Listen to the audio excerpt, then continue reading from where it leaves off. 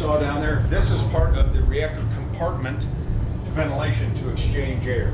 So obviously it's all contained. What this does is we don't fuel the ship at all. So the ship has 20. It has. They never fuel. They don't ever.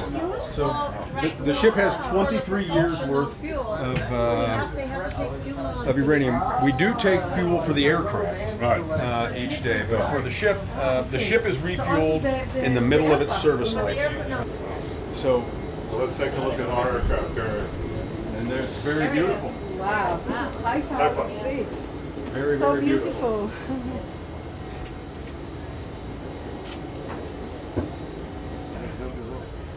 You know, Sara was born in a place, a little town, a little village.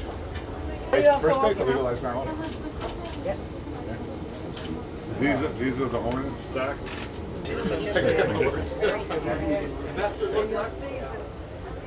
Carry. Make sure she gets a share spin. Nothing like this anyway. Actually, I think. Okay. What am I supposed to do with it? It's the best view in the house. Favorite spot is Jerusalem. Everybody knows Jerusalem, but unplug it.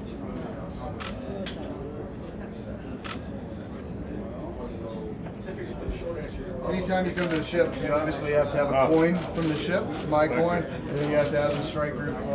So I appreciate you coming out. Obviously, you probably got the pictures and caps from everywhere. Well, it'll add to the collection. It's very, I don't have that. I don't keep them. I keep this one. Thank you very much, Ambassador Friedman. Proud American and a great champion of the American-Israel alliance. I want to thank too the commander of U.S. Naval Forces Europe, Admiral Michelle Howard. Thank you, Admiral, for not only hosting us here, but giving us a few tips, which we will use. We have similar military establishments, so it's not going to be a problem. One of these vessels costs, I was told, naked, without furniture or planes, about $11 billion. We'll take two. Commanding officer of the USS George H. Bush, Captain Bill Pennington, and the commander of the Carrier Strike Group 2, Rear Admiral Kenneth Whitesell, and all the officers and crew, pilots of this magnificent carrier. I want to recognize too the Minister Sara, Minister of Transport and Intelligence, the Deputy Chief of Staff, General ה.וו, Commander of Israel's Navy, General Shavit, and all the delegation that came here today. This is my second visit to an American aircraft carrier. Some 20 years ago, when I was first elected Prime Minister, I visited on the deck of another carrier. So much has happened in those 2 decades. Our alliance has gotten stronger, mightier, most intimate, and we recognize a basic truth. Israel has no greater friend than the United States of America, and the United States has no greater friend than Israel. This is, you can applaud, this is true.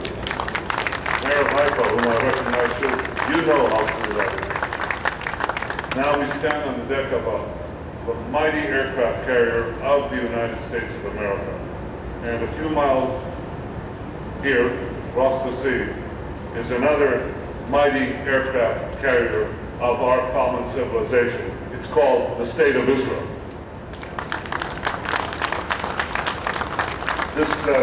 This great aircraft carrier is a floating island of America. It's a symbol to the world of freedom and victory. A brave crew that works off this ship helps keep the world secure from the threat of terror.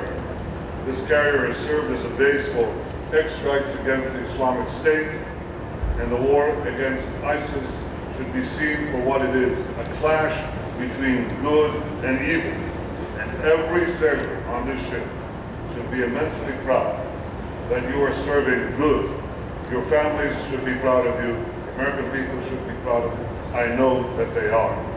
So whenever your grandchildren ask you where you were during this fight for civilization, you can say, we were on the front lines. We were on board the carrier, George H. W. Bush. I thank you, the people of Israel thank you, and the free world thanks you. And as we stand on this massive aircraft carrier, we can see this other carrier called Israel. Israel, too, is a symbol of the world, to the world, of freedom and victory. It too helps secure the world against terror.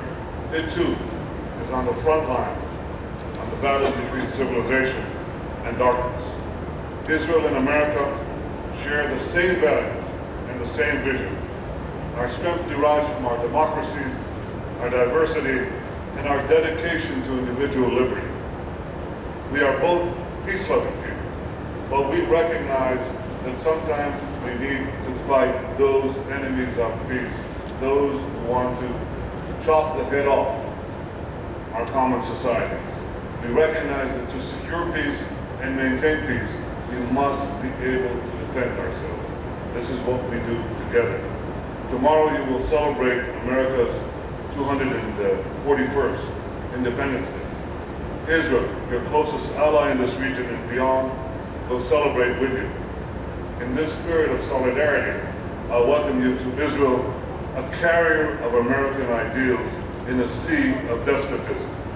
We share those values. This is our bond. This is our friendship. Happy birthday, the United States of America. Thank you.